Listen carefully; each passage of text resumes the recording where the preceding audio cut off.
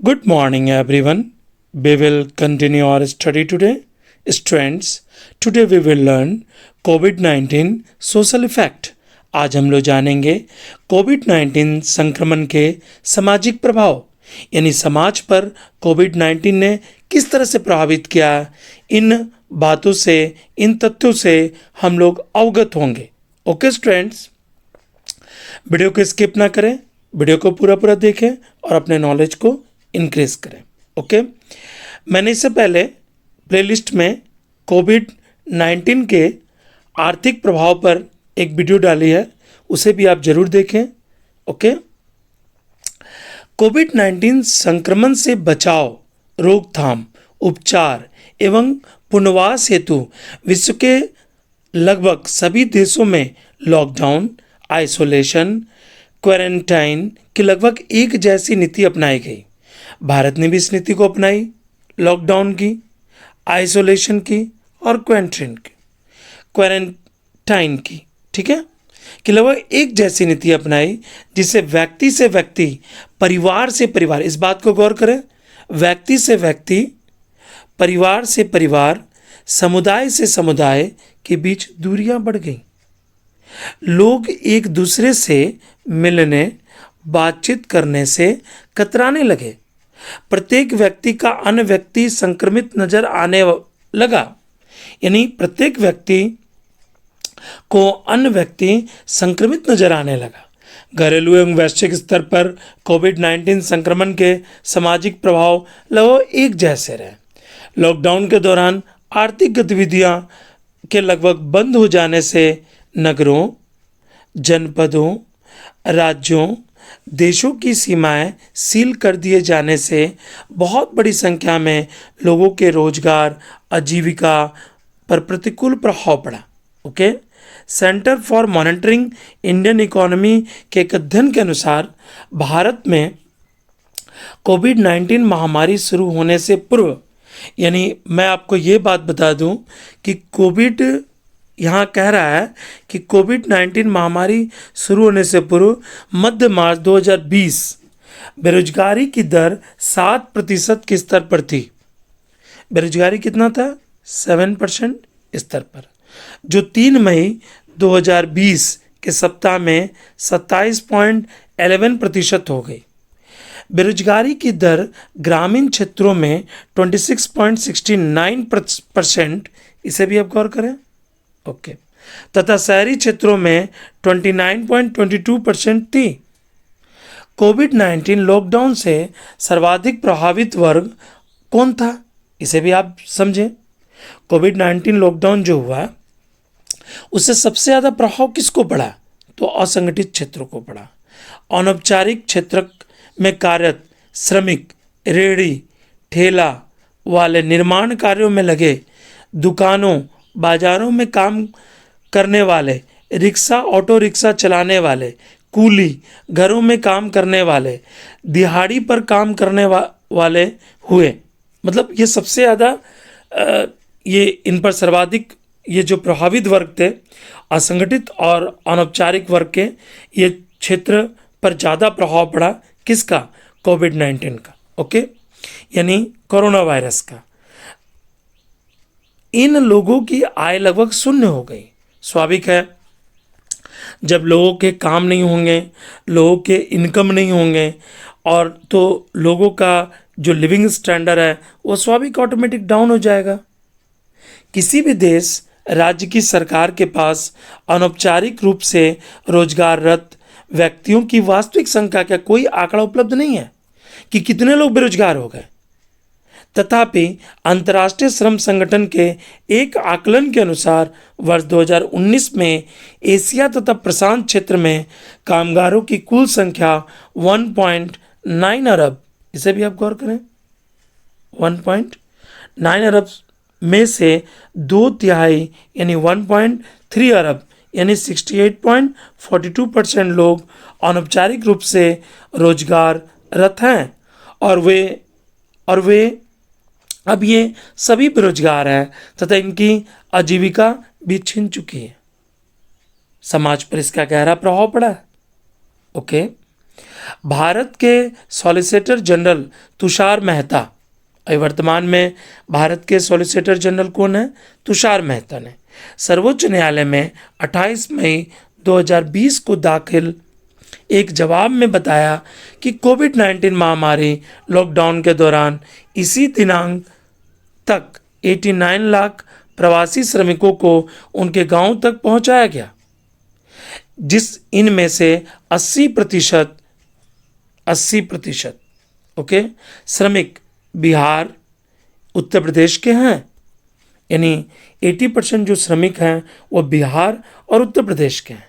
इन आंकड़ों में उन हजारों श्रमिकों की संख्या शामिल नहीं है जो शहरी क्षेत्रों, विकसित राज्यों, तमिलनाडु, कर्नाटक, महाराष्ट्र, गुजरात, पंजाब, हरियाणा, राष्ट्रीय राजधानी दिल्ली, राजस्थान से अपने गांव कस्बों को नंगे पैर, भूखे प्यासे पैदल वापस लौट चुके हैं।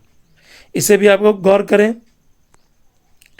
ओके, यानी लॉकडाउन के कारण बहुत लोगों का रोजगार छिन चुका है, बहुत लोग बेरोजगार हो चुके हैं, उनकी रोजी रोटी के लाले पड़ चुके हैं। जहाँ उनके समक्ष अपनी रोजी रोटी का जुगाड़ करने का संकट है, प्रवासी श्रमिकों के शहरों से गांवों को पलायन से श्रमिक क्षेत्रों में प्रचंड बेरोजगारी में भारी उछाल आया है। इसे भी आप गौर करें। अब पहले क्या होता था कि गांव से लोग शहर की ओर जा रहे थे, अब क्या हो रहा है कि शहर से लोग ग्रामीण क्षेत्रों में आ रहे हैं। तो ग्रामीण क्षेत्रों की जो प्रचंड बेरोजगारी है उसमें भारी उछाल है। ओके, आप समझ रहे हैं? ओके, प्रवासी श्रमिकों की वापसी से ने ग्रामीण क्षेत्रों में स्वास्थ्य जोखिम यानी व्यक्तिगत तथा सामुदायिक को बहुत अधिक बढ़ा दिया है। यानी स्वास्थ्य सेवा भी ठप हो चुकी है। इतनी बड़ी जनसंख्या को स्वास्थ्य सेवा देना एक बहुत चैलेंजिंग काम है किसी भी देश के लिए, ना केवल विश्व बल्कि भारत के लिए भी। संयुक्त राष्ट्र विकास कार्यक्रम यूएनडीपी के एक आकलन के अनुसार भारत में कोविड-19 लॉकडाउन से लगभग 10 करोड़ लोगों ने अपनी आजीविका, इसे भी आप गौर करें, आजीविका खोई है। समाज पर इसका कितना गहरा प्रभाव पड़ा है इसे आप समझ सकते हैं। 10 करोड़ लोगों ने अपनी आजीविका खोई है और इनके वापस अपने घरों को लौटने से देश के समक्ष बहुत बड़ा मानवीय संकट पैदा हुआ है। इसे भी आप गौर करें। ओके, कोविड-19 महामारी लॉकडाउन से उत्पन्न बेरोजगारी ने निर्धनता, गौर करें आप इसे। ओके, परिमाण घातकता में भारी वृद्धि कर दी है। विश्व बैंक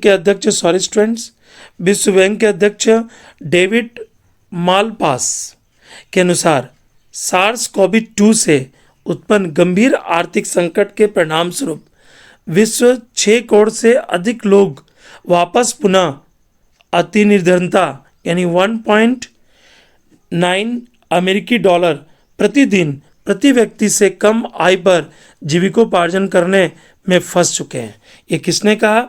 विश्व बैंक के अध्यक्ष ने। उनका नाम क्या है? डेविड मालपास ने बताया।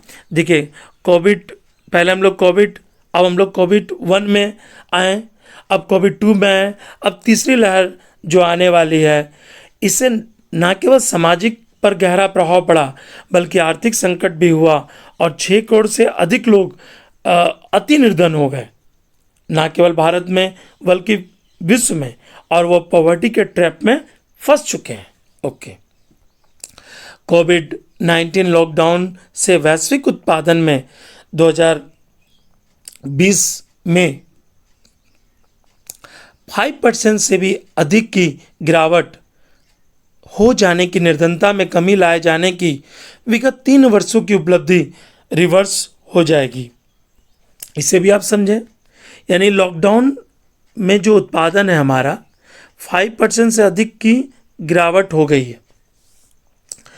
गिरावट हो गई है तो निर्धनता में भी कमी लाए जाने की विगत 3 वर्षों की उपलब्धि भी तो गिरावट आ जाएगी। ओके, कोविड-19 वैश्विक महामारी ने शिक्षा के क्षेत्र की प्रगति को निम्न दो रूपों से प्रतिकूल ढंग से प्रभावित किया। देखिए, सामाजिक प्रभाव हम लोग जो समझ रहे हैं, समाज में शिक्षा जो है, जो हमारे जो समाज में इंफ्रास्ट्रक्चर जो है, सामाजिक जो इंफ्रास्ट्रक्चर है, सोशल इंफ्रास्ट्रक्चर में, उसमें शिक्षा भी आता है, स्वास्थ्य भी आता है और समाज भी आते हैं। तो सोशल जो इंफ्रास्ट्रक्चर है वो पूरा चरमरा सा गया है। सभी स्तर की शिक्षण संस्थाओं सार्वभौमिक रूप से मार्च 2020 के बाद ही बंद हो गई हैं। मार्च अप्रैल 2020 से प्रारंभ होने वाले शैक्षणिक सत्र 2020-21 प्रारंभ नहीं हो सके हैं। कक्षा 1 से लेकर 8 तक के विद्यार्थियों को परीक्षा कराए बिना ही अगली कक्षा में प्रोन्नत कर दिया गया है। सॉरी स्टूडेंट्स, इसके प्रोनाउंसिएशन को देख लेंगे। प्रोन्नत यानी उन्हें प्रमोट कर दिया गया। अनेक राज्य, उत्तर प्रदेश, राजस्थान, जम्मू कश्मीर, CBSE आदि शिक्षा बोर्डों ने कक्षा 9 और 11 विद्यार्थियों को भी बिना परीक्षा कराए अगली कक्षा में क्रमशः 10वीं और 12वीं में प्रोन्नत कर दिया, यानी प्रमोट कर दिया। अभी भी आपने देखें कि भारत सरकार ने 10 के जो एग्ज़ाम थे उसे क्या कर दिया, उसे पूर्ण रूप से बंद कर दिया और 12 के एग्ज़ाम को स्थगित कर दिया। विद्यालयों के बंद हो जाने से बिना परीक्षा कराए अगली कक्षा में प्रोन्नत कर दिए जाने से तो शिक्षा की गुणवत्ता में व्यापक रूप से हादसा आएगा। करीब करीब बच्चे विगत 2 सालों से स्कूल नहीं जा पाए हैं। जो बाल्यकाल में उन्हें शिक्षा मिलनी चाहिए वो शिक्षा नहीं मिल पा रही है। बच्चों को ऑनलाइन क्लास लेने पड़ रहे हैं।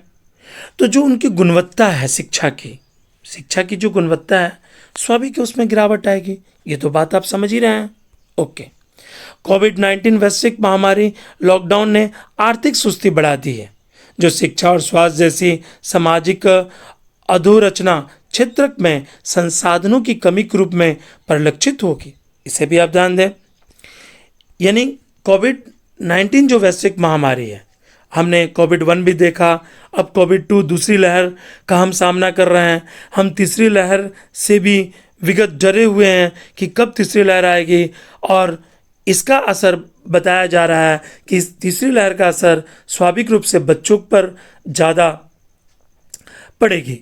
तो हमने ना केवल अपने लोगों को खोया है, समाज में आर्थिक रूप से कमी तो आई है, शिक्षा के क्षेत्र में भी कमी आई है, स्वास्थ्य क्षेत्र की कमी आई है। इसके साथ साथ हम अपने जो प्रियजन थे उन्हें भी खो चुके हैं। कोविड-19 वैश्विक महामारी लॉकडाउन में से खाद्य सुरक्षा में संभाव वृद्धि हुई है। भारत सरकार ने यद्यपि प्रधानमंत्री गरीब कल्याण योजना, इसे भी आप ध्यान दें, प्रधानमंत्री गरीब कल्याण योजना के माध्यम से राज्य सरकारों ने अपने घर वापस लौटे प्रवासी श्रमिकों को सार्वजनिक वितरण प्रणाली के सुरक्षा नेट में लाए जाने हेतु अनेक कदम उठाए हैं। तो देश के लगभग 10 करोड़ से अधिक लोगों की आय शून्य हो जाने से उनके पास खाद्यान्न को क्रय करने की क्षमता भी नहीं है। वर्ष 2019-20 के तीसरे अग्रिम अनुमानों के अनुसार भारत में खाद्यान्नों का उत्पादन 295 मिलियन टन से अधिक होने की आशा है। ठीक है, आप इसे समझ रहे हैं। इसलिए खाद्यान्नों की उपलब्धता का तो कोई संकट नहीं है। भारत सरकार PDS के माध्यम से लोगों को खाद्यान्न उपलब्ध करा रही है। लेकिन वंचित समूहों के पास अपने दैनिक उपभोग लायक, जो वंचित समूह है, ठीक है, के पास अपने दैनिक उपभोग लायक खाद्य सामग्री क्रय करने लायक मौद्रिक आय न होने से खाद्य सुरक्षा का संकट तो उत्पन्न ही हो गया है। ओके, संयुक्त राष्ट्र विश्व खाद्य कार्यक्रम ने चेतावनी दी है कि विश्व में लगभग 265 मिलियन लोग, इसे भी आप गौर करें, 265 मिलियन लोग सन 2020 के अंत तक खाद्य असुरक्षा का सामना कर सकते हैं। कोविड-19 महामारी संकट प्रारंभ होने से पहले ऐसे लोगों की संख्या 135 मिलियन की आंकी गई थी। आप समझ रहे हैं इन बातों को। वैश्विक स्तर पर हॉट स्पॉट्स में अग्रलिखित क्षेत्र समूह शामिल है। इसे भी आप ध्यान दें, कौन कौन से हॉट स्पॉट्स हैं, कौन कौन से समूह इसमें शामिल हैं, इन बातों को भली भांति आप समझें।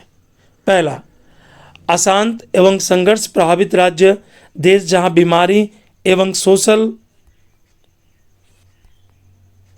डिस्टेंसिंग के बिना भी लॉजिस्टिक और वितरण दुरूह कार्य है।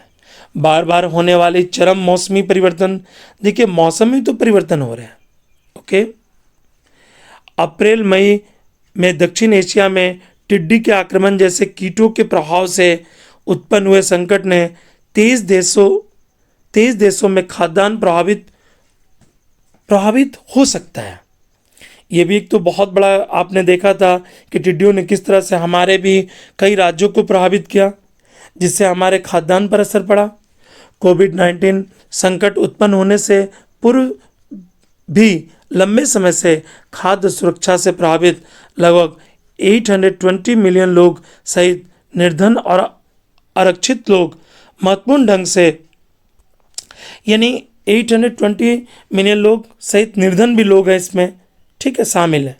महत्वपूर्ण ढंग से मुद्रा अवमूल्यन वाले देश जहां खाद्यान्न आयात की लागत बढ़ेगी, ठीक है, जिस देश ने मुद्रा का अवमूल्यन किया है वहां खाद्यान्न आयात की लागत बढ़ेगी और अन्य उत्पादों की कीमतों के धाराशायी होने से प्रभावित देश जिनकी खाद्यान्न आयात क्षमता में कमी आएगी।